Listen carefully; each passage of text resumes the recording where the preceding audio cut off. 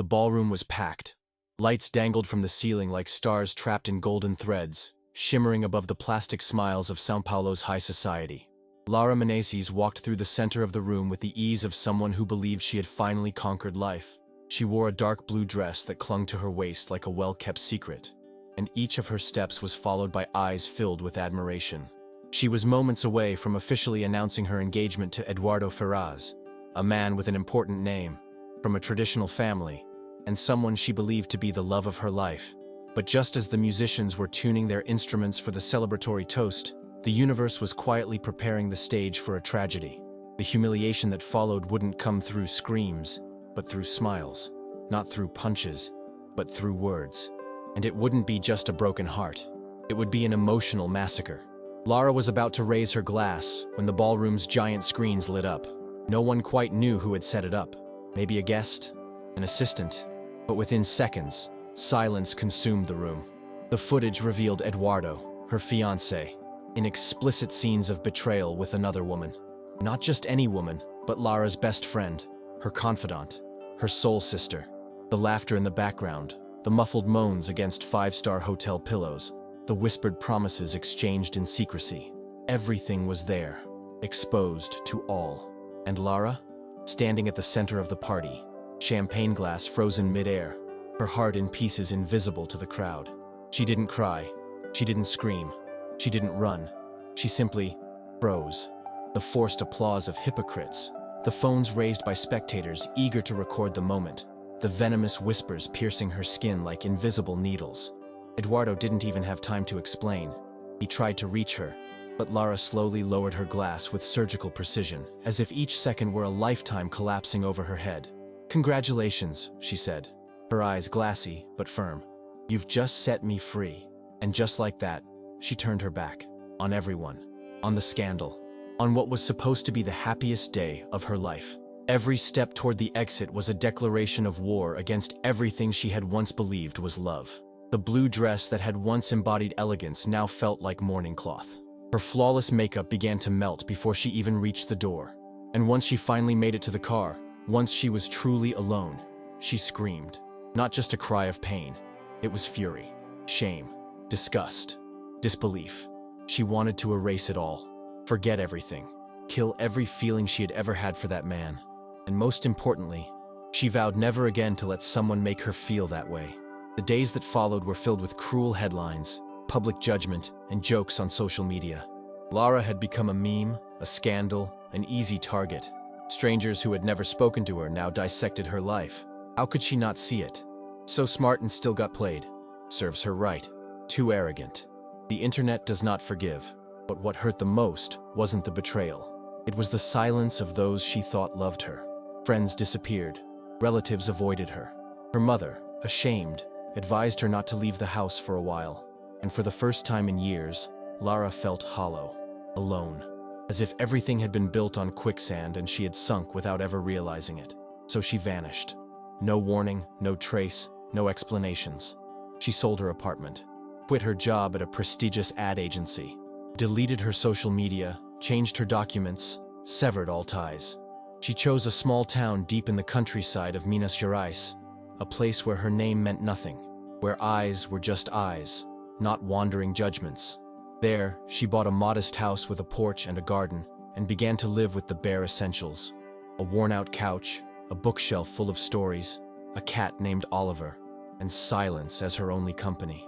Each morning, she whispered a mantra, "I don't need anyone." And in each night, she reinforced the promise, "I will never trust again." But what Lara didn't know, what none of us know when we're trying to hide, is that destiny is a terrible reader of rules. And sometimes, it sends the right person at the wrong time. Or worse, the wrong person who changes everything. And that's when he enters. The house was small. Its walls bore the stains of an old white that no longer shone. Its roof creaked during the cold dawns, and the garden grew wildly, like the heart of someone who had given up trying to prune their pain. Lara had found that place by accident, during a solitary trip with a single purpose: to run. Run from the headlines, from the memories, from the voices, from the faces, from the flashbacks that repeated in her mind like a form of torture. When she saw that little corner house, With its wooden porch and a rusted bench beside a crooked tree, something inside her whispered. There, no one would know her name. No one would know about the betrayal. No one would mock the video. It was the most distant restart she could reach, and yet it felt close enough to the abyss that had become her soul. She spent the first days in absolute silence. No television, no music, no conversations. Just the sound of leaves rustling in the wind and the old ceiling fan spinning lazily. She bought an old radio at the local fair, but rarely turned it on. Solitude was her choice, an armor made of absence, where she finally felt she could breathe without being judged. Oliver, her tabby cat, was her only faithful companion. He watched her with cautious eyes at first, as if he too had been wounded on the inside. But slowly, the two found comfort in each other. It was in the cat's eyes that Lara saw the mirror of herself, wary, quiet, hurt, and resilient. She left the house only a few times during the first month, only for essentials, bread, milk, sleeping pills. At the local market, no one recognized her. She was just the new woman at the end of the street, and that was enough. Still, even there, the stares began to weigh. Not mocking ones like before, but curious. And curiosity was a kind of invasion Lara could no longer tolerate. So she avoided conversations, turned down invitations, faked smiles. She crafted for herself a meticulously calculated routine. Wake up early, water the plants, feed Oliver, read 3 chapters of any book, write letters that would never be sent, walk alone to the lake and return before sunset. She made a point of not forming bonds, because bonds turn into chains, and chains, sooner or later, suffocate. But even surrounded by walls, books, and promises of isolation, Lara couldn't escape herself. Dreams betrayed her. Nights where she found herself back at that party, hearing the laughter, seeing Eduardo's face. She'd wake up drenched in sweat, crying, her heart racing as if she had fallen off an invisible cliff. She'd try to fall asleep again, but sleep would flee like a cowardly lover. And in those moments, the promise she had made, to never trust again, to never love again, to never allow herself again, grew deeper roots. Because it wasn't just pride, it was fear. Fear of breaking again. Fear of seeing, in the mirror, that weak, naive woman who once believed in sweet whispers in her ear. It was during this phase of silence and rebuilding that Lara began to write. Not for others, but for herself. Page after page in hardcover notebooks, where she poured out pain she couldn't say aloud. She wrote letters to her absent father, to her neglectful mother, to the love who betrayed her, to the friend who stabbed her in the back. She wrote like someone bleeding, like someone purging a guilt that wasn't theirs. And in the midst of those words, a strength began to emerge, one she didn't yet recognize as her own. A quiet strength, not born of vengeance, but of resilience. One morning, during her solitary walk to the lake, Lara saw a man crouched beside an old motorcycle, the engine dismantled and his hands covered in grease. He looked at her briefly, a fleeting gaze, without intent, without judgment, and returned to what he was doing. She simply changed her path. She wasn't interested in anyone, but that image stuck in her mind in an inexplicable way. There was something about him that didn't quite fit the rest, a kind of presence that didn't demand space, and that, in that moment, felt strange. The next day, the man was there again, and the next, and the next, always in the same spot, working silently, as if that stretch of asphalt was the center of his world. She began to subtly alter her route to avoid crossing paths with him, but destiny, like a stubborn old man, seemed to enjoy playing with the path she tried so hard to control. She still didn't know his name, still didn't know his past, still didn't know that behind those tired eyes and calloused hands was someone just as broken as she was. And when the fragments of 2 shattered souls begin to draw near, the universe holds its breath. Raphael wasn't handsome by conventional standards. He didn't have light eyes or perfectly aligned teeth. He didn't wear expensive cologne or designer clothes. His hands were rough, marked by years of physical labor. His fingers carried calluses like someone who bore the scars of silent wars. He had an impatient way of walking, as if he were always fighting against time, or against a past that wouldn't let him rest. His hair, black and wavy, was always tied back with a worn-out elastic, and the stubble on his face wasn't a style choice, but rather a result of rushing through life. Yet there was something in Raphael that defied any standard, a raw magnetism, almost primal, a dense silence that spoke louder than words, and dark brown eyes that, when they lingered on yours, seemed to pierce through your chest and reach the place you tried hardest to hide. He was the son of a man infamous in town for his brutality and alcoholism. Old man Alcantara had died 2 years ago, choking on his own rage and dying despised by those who once feared him. Raphael inherited the filthy, disorganized workshop, a small patch of land out back, and a crushing debt with the bank. But he didn't complain. He rolled up his sleeves and turned the hell he'd inherited into his own small purgatory. He wasn't one for talking. He answered with grunts, avoided eye contact, disliked visitors. The only exception was Dona Lourdes, a widowed woman who lived next to the shop and brought him home-cooked meals in exchange for small repair jobs. Raphael didn't smile. He didn't say thank you. He simply accepted the gesture with a discreet nod, almost imperceptible. Behind that wall of silence was a man who had once loved and lost. Years ago, when he still dreamed of leaving that town and studying mechanical engineering in some big city, Raphael fell in love with Julia, the daughter of the local pastor. The relationship was brief, but intense. She was everything he wasn't: outgoing, cultured, full of dreams and plans that reached for the sky. When she found out she was pregnant, Raphael promised to give up everything to become a father, but Julia vanished. Her family sent her to another state, and he never heard from her again. He doesn't know if she had the baby. He doesn't know if she lied. All he knows is that from that day on, he locked his heart inside a rusted toolbox and decided he would never trust anyone again. This was the man Lara was starting to notice, even without wanting to. A man who crossed her path without asking permission, but also without invading. Someone who didn't say, "Good morning," but held the gate for an elderly woman when she struggled to push it open. Who left bottles of water for stray dogs. Who fixed children's bicycles without charging a dime.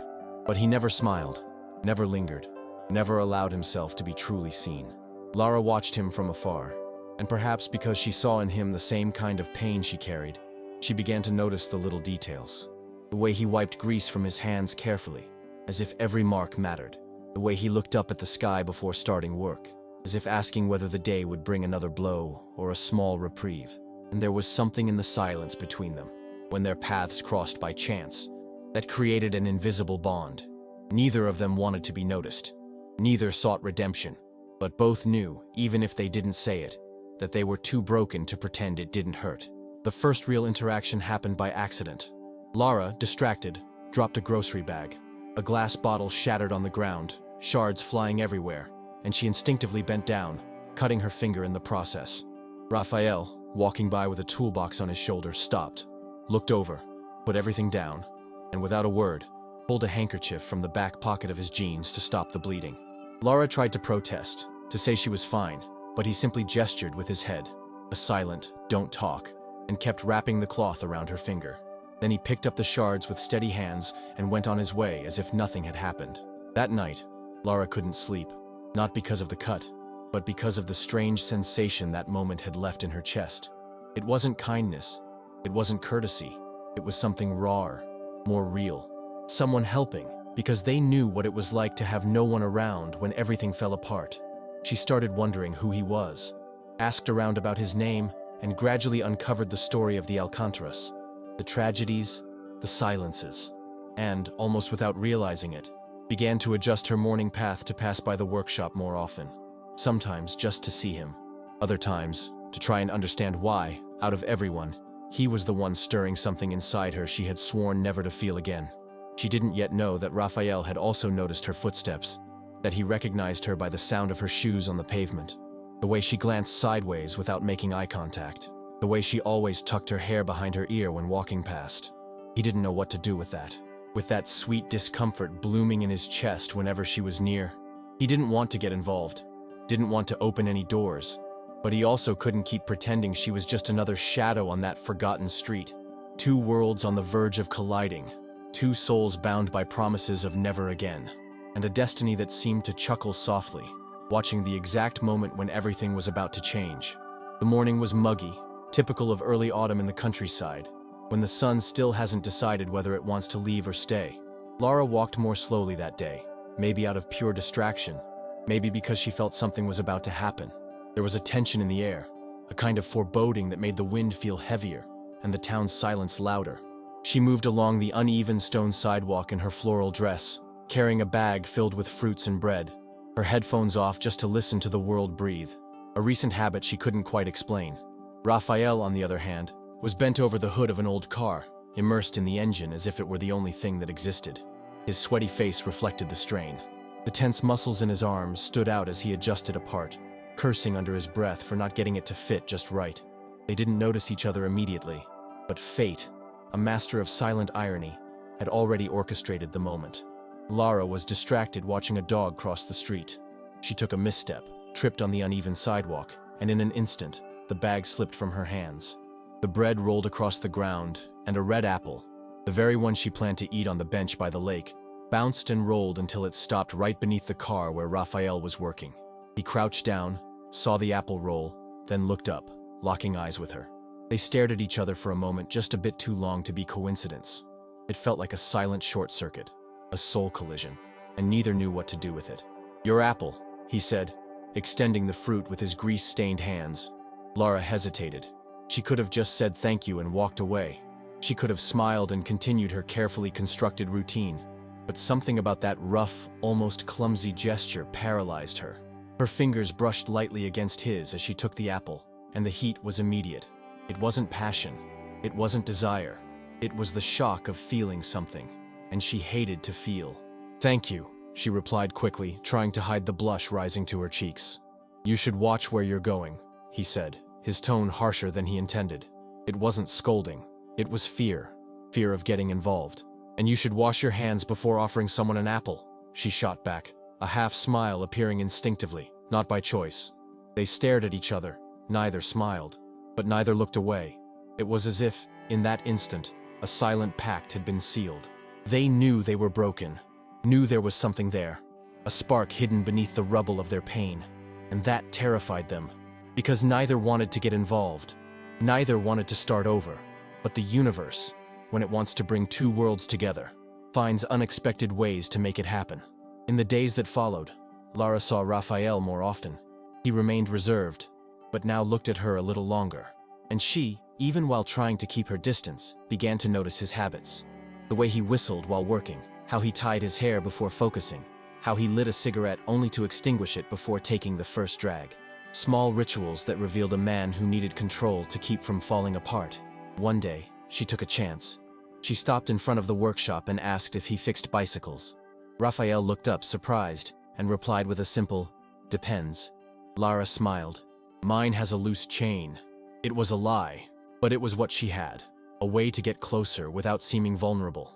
He accepted the job with a nod and told her to bring it the next day. That night, she barely slept. She replayed their short conversation over and over, questioning why she'd lied, why she was trying to get close to someone who was clearly everything she wanted to avoid. But the truth was simple. Raphael made her feel seen, not as a spectacle, not as a victim, but as someone real. And that was new, painful, terrifying. Raphael also had a sleepless night. He found himself thinking about the scent of lavender she left in the air, the softness of her voice, the way she dared to challenge him even without knowing him. He knew he was beginning to care, and that was a problem.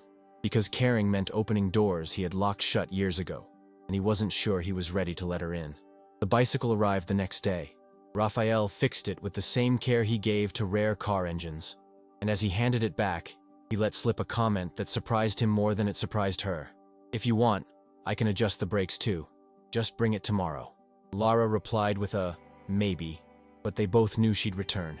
And so, step by step, word by word, gesture by gesture, a story began to unfold, one neither of them wanted to write. But sometimes, the deepest romances are born from the most unlikely encounters. There are wounds that don't bleed, but throb inside like a dark, relentless drum. Scars that don't show on the skin, but reveal themselves in the gestures we avoid, in the words we swallow, in the way we avert our gaze when something hits too close. Lara and Raphael walked over an invisible bridge built from silences, from breadcrumbs of trust they barely dared to admit, and from a subtle curiosity that pushed them toward each other, even if neither of them truly wanted to get any closer. But what neither knew about the other was just how armed they were, how each one hid behind walls built brick by brick out of pain. To Lara, Raphael was a wild mystery. She knew the basics. Motherless since childhood, raised by an alcoholic father, and the inheritor of a decaying workshop in a forgotten neighborhood. But the real pieces of his story only appeared in flashes. Once, while adjusting her bicycle seat, he mentioned that he learned to fix things so he wouldn't break on the inside. On another occasion, he let slip that he didn't like churches, and when she looked at him curiously, he simply muttered, "Some prayers come with hidden knives." Lara didn't push. She understood the value of silence. And perhaps that's why Raphael had started to trust her.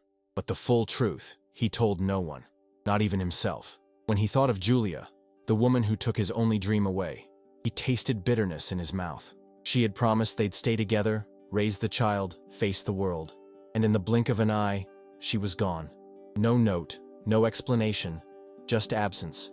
The only news he ever got was that she had moved south with her family, and after that, nothing. Raphael blamed himself for a long time, hated himself for not being enough, for not fighting harder against her family's rejection, for not insisting more. That wound shaped him. The frustration of a love he couldn't save turned into distrust, into hardness, into silence. And so he lived, like someone watching life from behind a fogged-up window. Lara, in turn, was a master at pretending. Pretending was a craft she'd perfected since she was a child, when she learned that crying in public was a sign of weakness. The humiliation of her broken engagement still pulsed in her like an electric current. Some nights, she woke up with the sound of the video playing in her head. She saw the faces, heard the laughter, felt the eyes that said, "Poor thing," and she had it coming. She felt ashamed just to breathe, but she hid it all beneath restrained smiles and a meticulously planned routine. She was afraid of opening up, because opening up was an invitation. And in her experience, invitations always came with traps. She never told Raphael about the scandal. She only said she came from São Paulo, that she needed peace. Raphael, for his part, never asked directly, but he suspected.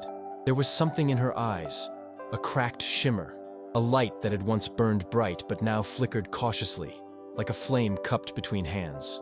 He watched her sometimes, reading alone in the park, legs crossed and shoulders slightly hunched, as if trying to shrink her presence in the world. And in those moments, he felt a fierce urge to protect her, not from the world, but from everything she carried inside her own chest. One afternoon, as a fine, steady rain fell, Lara showed up at the workshop with an apple pie she had baked herself. Raphael received her with a furrowed brow, like he didn't know what to do with such a gesture. She simply said, "You helped me, and I like to cook." Simple, direct, no frills. He invited her in. The workshop smelled of oil, metal, and solitude. They sat on a makeshift bench, ate in silence for a few minutes, until he asked, "Why did you come here?" Lara bit her lip. She thought about lying, about saying she wanted quiet, that she loved the countryside. But she looked at him, and for the first time in a long while, she felt she could tell the truth, or at least part of it. "Because I was destroyed, and here, no one knows that." Raphael didn't answer right away. He just nodded, and then, like someone offering a scar so the other wouldn't feel alone, he murmured, "Me too." In that instant, something aligned between them. It wasn't love. It wasn't desire. It was recognition, a deep echo that only exists between those who've already been shattered. And right there, in that shared silence, something began to form. Something stronger than promises. A raw connection, real, impossible to explain. They were still far from trusting each other, still walking across minefields. But for the first time, both had lowered their weapons, even if only for a moment. And sometimes, that's all destiny needs to rewrite a story. It was as if the world had decided to slow down whenever Lara and Raphael were near each other. Time no longer rushed. It walked quietly beside them, attentive, curious. And between carefully chosen silences, small gestures began to emerge, saying more than any conversation ever could. Lara, with her restrained gentleness, started leaving simple notes whenever she dropped something off at the workshop. "To sweeten your day, don't forget to drink water. The sky looks beautiful today, doesn't it?" And Raphael, with his disarming rigidity, responded in his own way, fixing the lock on her front door without being asked, sweeping her sidewalk on windy days, leaving wildflowers wrapped in newspaper at her gate. No note, no signature. It was the language of those afraid to speak, but still desperate to be heard. They never scheduled a meeting, never set a time. Yet, almost without realizing it, they began to see each other every day. An improvised coffee on the porch, a silent walk to the lake, a borrowed book. Any excuse to cross into each other's worlds. Lara still woke up with a start some nights. Still caught herself crying without knowing why. But in the mornings, she would glance at her phone, even though no one ever called, and think, will he come by today? Raphael, in turn, spent his nights leaning against the wall of his room, staring at the ceiling, trying to figure out what to do with the growing urge to protect her, even from himself. And in that vacuum between what they felt and what they didn't dare say, their unlikely connection grew stronger. There was something in Lara's vulnerability that broke down Raphael's defenses, and something in Raphael's hardness that made Lara feel safe. She, so used to pretty words that meant nothing, now found herself moved by small actions. Him adjusting the seat on her bike with almost obsessive precision, him leaving a blanket on the garden bench for colder days, him not asking too many questions, but always being nearby. Raphael, who had never had anyone take care of him, was now surprised by cakes left at his door, books marked with underlined passages, glances that expected nothing, only offered presents. Lara found herself smiling alone, humming while cooking, something she hadn't done since she was a teenager. She felt alive, and that scared her more than any scandal. She was relearning how to trust, even if she didn't realize it. And that process was like walking across a frozen lake, with the constant fear that the ice might crack beneath her. But still, she kept going, because somehow Raphael wasn't a threat. He didn't ask, didn't pressure, didn't demand. He simply was. And that being was all she needed. Raphael was changing too. He began organizing the workshop, throwing out old parts he'd kept out of attachment to the past.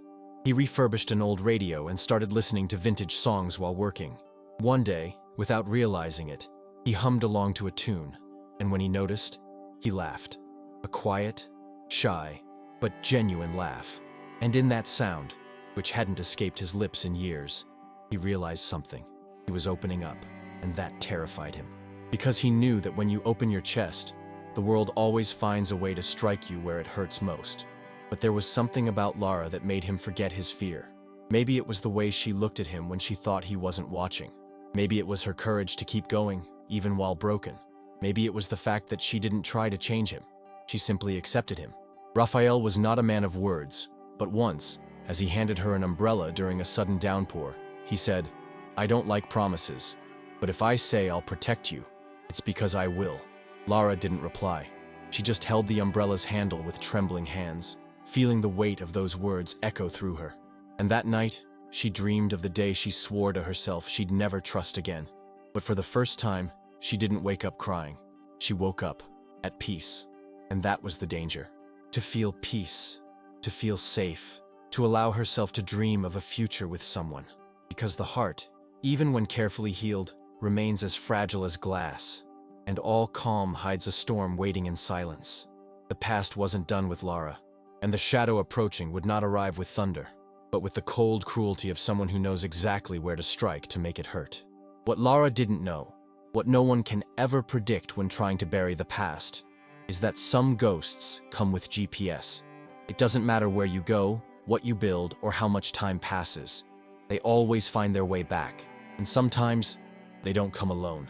They bring evidence, memories, names, judgments, and a kind of shame that not even time can erase. It happened on an apparently ordinary morning, with the smell of coffee filling the kitchen and the sound of Oliver purring at her feet, when Lara felt the first chill. An email. No subject, no sender, just a link, a video. She didn't click right away, but her heart started to beat faster, as if it already knew. As if that simple gesture were the key to opening a dark basement she had sworn never to descend again. When she finally clicked, there it was. The video. The video. The cursed one that had once been projected on the screen at her engagement party. The images returned like knives. Eduardo, the traitorous friend, the voices, the laughter, the moans leaking in like venom through her headphones. Only now, the video was edited, with captions, with mocking emojis, with comments. Someone had reposted it on social media, and worse, someone was promoting it, making it go viral. Once again, she was a joke, a spectacle, a target of ridicule and pity. Lara ran to the bathroom and vomited, her body reacting to the trauma with the fury of someone who no longer knows how to protect themselves. She sat on the cold floor, hugging her knees, and cried like she hadn't cried in months. It felt like all the progress, all the rebuilding, all the breathing space she had fought so hard to reclaim was now collapsing in an instant. And along with the video came a message. "Miss you, princess. How about a reunion? Some people still think you're interesting. Eduardo." It could only be him. The signature was obvious, the tone was vile, and the goal, crystal clear, to unbalance her, to bring her down. Again. In the following days, Lara shut down. She didn't respond to Raphael's notes, didn't show up at the workshop, turned off her phone, trembled at any noise at the gate. She relived every step of the humiliation. The party, the lights, the stairs, her powerlessness, the feeling of being violated, stripped of dignity. And now it was all returning, like a filthy wave trying to drown her again. She thought about running. Again. Thought about disappearing, changing her name, starting from scratch somewhere else. But a voice inside whispered, "Are you really going to let him destroy you again?" Raphael, on the other hand, began to feel her absence like a hollow inside his chest. The first 2 days, he thought she was just busy, then worried. By the 4th day, he went to her house, called out, knocked, waited, nothing. He left, but slipped a note under her door. "If you need me, I'll be here, even if you say nothing." Deep down, he knew something had happened. That silence wasn't ordinary. It was the kind of silence that comes after a blow, after a fall. And he knew that kind of silence better than anyone. Lara read the note on the 5th day. Her hands were trembling. She didn't want to involve Raphael, didn't want him to see the worst of her. But something about that simple paper, about that steady handwriting, made her breathe deeper. And then, on a night with a dark sky and cutting wind, she went to the workshop. Raphael was closing the doors when he saw her. Hollow eyes, pale face, trembling body. He said nothing, just opened his arms. And she, without thinking, ran to him, held him like someone clinging to a branch in the middle of a shipwreck. She cried like she was cleansing her soul with tears, and he stayed there, firm, silent, present. "He's back," she said, through sobs. "Who?" he asked, though he already knew. "Eduardo, the video. It's back online. He wants to destroy me again," she answered, voice trembling. Raphael pulled her slightly away, looked her in the eyes, and said, with the firmness of someone who never makes promises in vain, "He won't succeed. I won't let him." That night, Lara slept at the workshop. Raphael set up an improvised couch, covered her with a thick blanket, and stayed sitting beside her until she fell asleep. And when she finally drifted off, he got up, turned on the computer, searched everything he could about the video, traced posts, users, locations.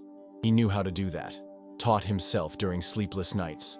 And now, he would use that knowledge to protect her. Lara's past had returned, and it was cruel. But now, she was no longer alone. There were 2 suitcases on the bed, one nearly full, clothes folded in haste, documents piled up, a pair of shoes crammed between books she swore she'd never read again. The other, still open, seemed to beg for a decision. The clock read 3:28 a.m. when Lara sat on the mattress, eyes fixed on the peeling, damp wall, trembling fingers clutching her passport. Running was the easier path, and for someone like her, it was almost instinctive. After all, fleeing always feels safer than surrender. It takes far more courage to stay and trust than to run and vanish. On her phone screen, Raphael's messages remained unanswered. "You need a plan. I've already managed to remove the main videos. He used fake accounts, but I'll trace everyone. I'm with you." Simple, direct words, free of embellishment. But inside her, they rang like real promises. Not the kind someone makes to seduce, but the kind someone keeps without expecting anything in return. And that was exactly what scared her. Raphael wasn't there out of pity or desire. He was there just because he chose to stay. And that choice now placed Lara in front of a brutal mirror. Her past was an anchor, and Raphael, as strong as he was, carried chains of his own. He had revealed, days before, that he had once loved and been left behind, that he waited for letters that never arrived, that he dreamed of a child that might not even exist. And still, he had chosen to care again, for her. The woman who appeared by accident, who interrupted his solitary routine. But little by little, she had taken up space between the gears of his life like a persistent whisper. Lara stood from the bed, walked to the mirror, faced her own reflection. Worn, barefaced, dark circles beneath her eyes, still swollen from crying. But for the first time, she didn't see herself as weak. She saw herself alive, wounded, yes, in pieces maybe, but alive, breathing, fighting, and with a choice in front of her. Run and restart once again, or trust, and maybe, for the first time in her life, build something on truth, even if that meant risking more pain. The next morning, Raphael was at the workshop, as always, hands deep in grease, and eyes heavy from a sleepless night. When he saw Lara approaching, he wiped his hands on his pants and walked to the gate. He said nothing, just looked at her, with that gaze that always spoke without words.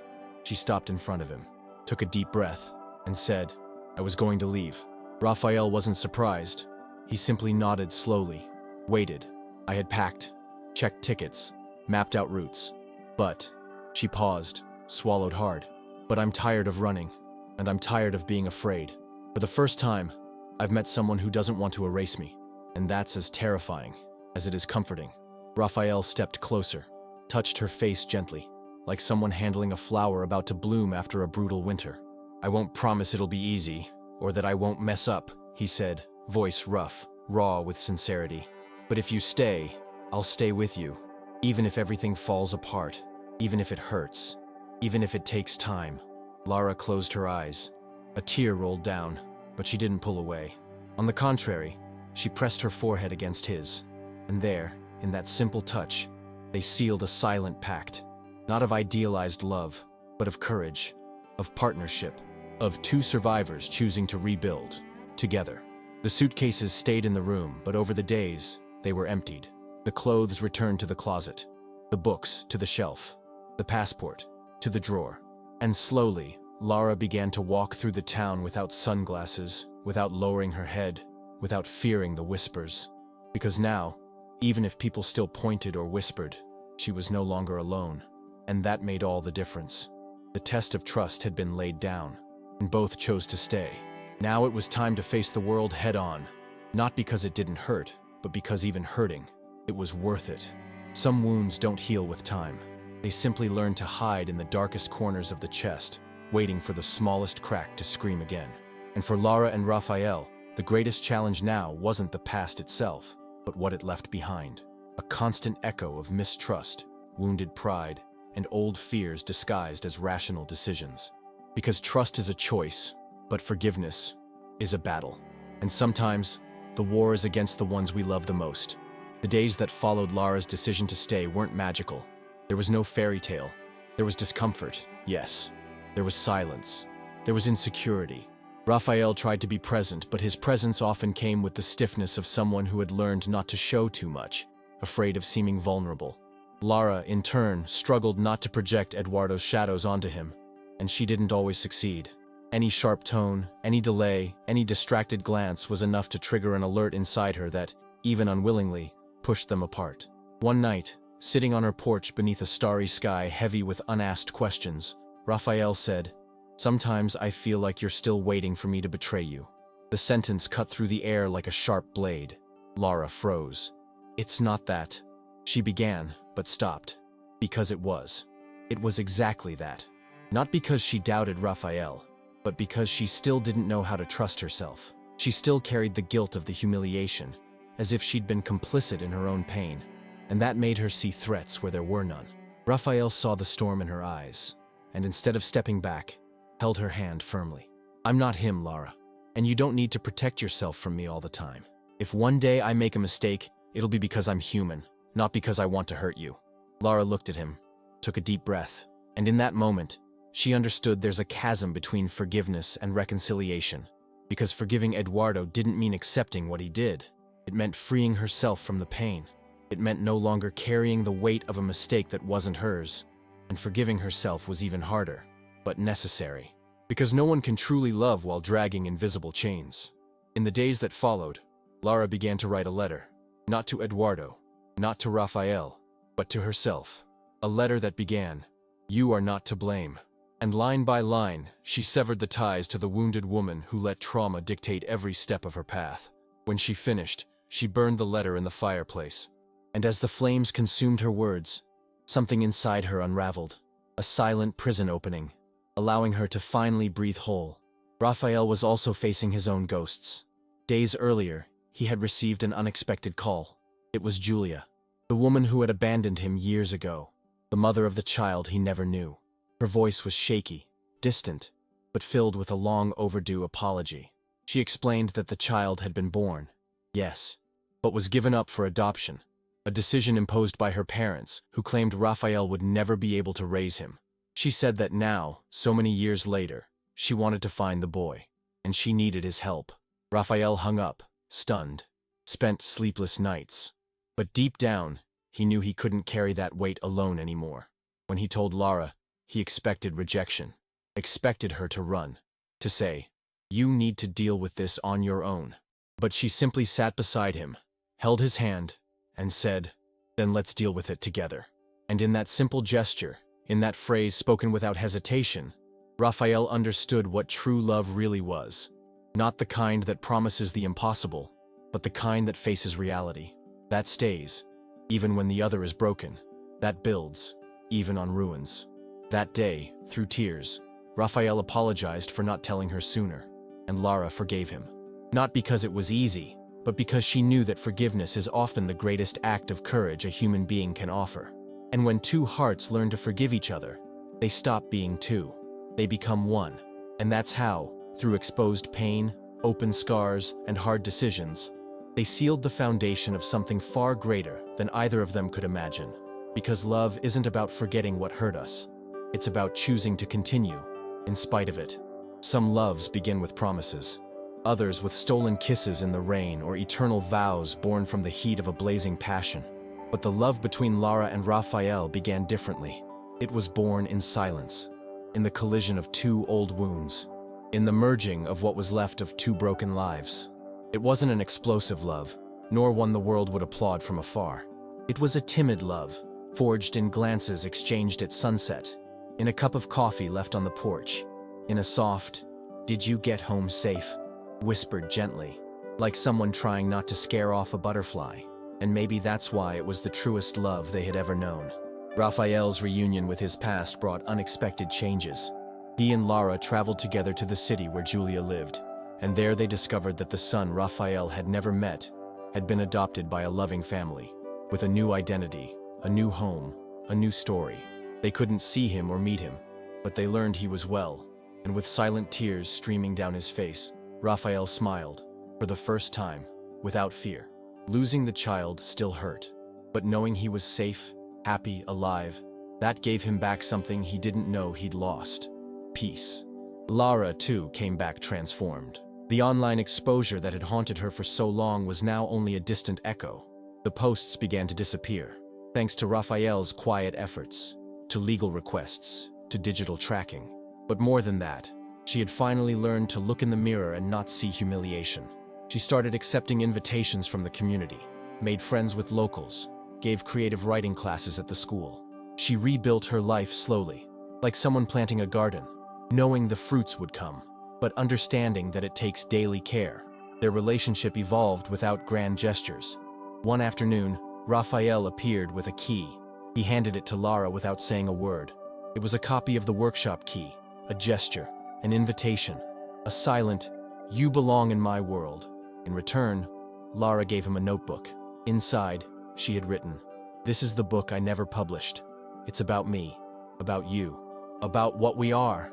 Raphael read it page by page, in silence, eyes brimming. And when he reached the end, he simply said, "Now you are my truth." They lived like that, simply, sleeping together when fear allowed, apart when anxiety screamed louder, but always together, even in distance. They created routines, shared chores, built a home where there had once been ruins, and little by little, the impossible became ordinary. Raphael renovated a room in the house to build a small library for Lara. She, in turn, built a greenhouse behind the workshop. Each gesture was a declaration, each small project, a seed of permanence. Their love wasn't perfect, but it was whole, because it came with the pain, the scars, the silences, and the fears. It came with sleepless nights and days when neither of them could smile. But above all, it came with the daily choice to stay, not to run, not to hide, and that brutal courage to remain. was the purest form of love either had ever known. One day, returning from the lake, Lara found the porch lit by candles. She thought there might be a power outage, but when she looked at Raphael, she saw something different in his eyes. He reached out, guiding her to the center of the porch, where a wooden box waited. Inside, she found 2 rings. Nothing luxurious, nothing extravagant, just 2 silver bands, their names engraved inside. "I don't want to marry you to keep you," he said, voice trembling. "I want to marry you to promise that when the world falls apart again, because it always does, I'll still be here. Not always strong, not always right, but always with you." Lara cried, not from surprise but from recognition, because in silence, she had already made the same promise to him. And so she said, "I accept, even if it's not easy, even if life tries again, because loving you is the most real thing that's ever happened to me." They married days later in a quiet ceremony in their garden. Just the 2 of them, the neighbors, Oliver weaving between the chairs, and soft music playing in the background. Raphael, with trembling hands, slipped the ring onto Lara's finger, and she, smiling through tears, sealed the vow with a long kiss, a breath of eternity hidden there. The love born from rubble had become home, shelter, promise. And even if the world tried to tear them down again, they now knew the impossible, when lived with truth, becomes destiny. Time, that silent sculptor that carves even our scars, passed with its relentless gentleness. Days turned into months, months into years, and the pain that once seemed eternal slowly became a distant memory, like a forgotten photograph tucked away in the back of a drawer. Lara and Raphael's house was no longer just a refuge. It was a home, with open doors, with windows that let in the light, with laughter echoing on the porch, mingling with the smell of cake baking, and the static-filled tunes from the old radio Raphael insisted on keeping. And there, in that carefully cultivated simplicity, the 2 kept writing the story that almost never began.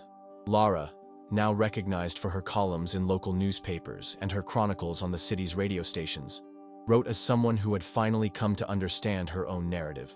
Her texts spoke of new beginnings, of courage, of wounds that heal in the presence of true love. But one of them, above all, was never published. One she wrote just for him, one she kept hidden in an envelope among her books, titled, "The Last Page of a Book That Almost Wasn't Written." In that piece, Lara told everything she had never had the courage to say out loud, how she had nearly given up on living, how she felt ashamed of even her own name, how she believed no one would ever love her again, not truly, and how, in a twist of fate, she found a man with dirty hands and sad eyes who saw her like no one else ever had, a man who never promised perfection, but chose to stay even when she didn't know if she deserved to be loved. "Raphael," she wrote, "you were the unexpected page that changed the ending of my book, the missing paragraph, the line that saved me." Raphael, who had never been one for words, became a devoted reader. He read everything Lara wrote. He kept her texts like treasures, and, from time to time, without her knowing, he wrote little notes and hid them around the house. One inside the sock drawer, "I'd still choose you." Another in the sugar jar, "Your smile wakes me better than coffee." And one tucked inside her favorite book, Dom Casmurro, "You don't need to doubt anymore. I'm here, and I'm staying." The workshop thrived. The library grew. Life continued with its small joys, a sunny Sunday, a bike ride, a birthday celebrated with a simple cake and a lit candle. They weren't movie moments, but they were real, and that was all they ever wanted. One afternoon, sitting beneath the crooked tree Lara had planted when she first moved there, she said, "You know what I love most about us?" "What?" he asked with a half smile. "That, even after everything, we still choose each other." He didn't reply. He simply held her hand, and in that quiet gesture was everything words could never say. Life isn't always fair. It isn't always gentle. But sometimes, when 2 hearts survive what once seemed impossible, life rewards them with a story worth telling. And this was one of them.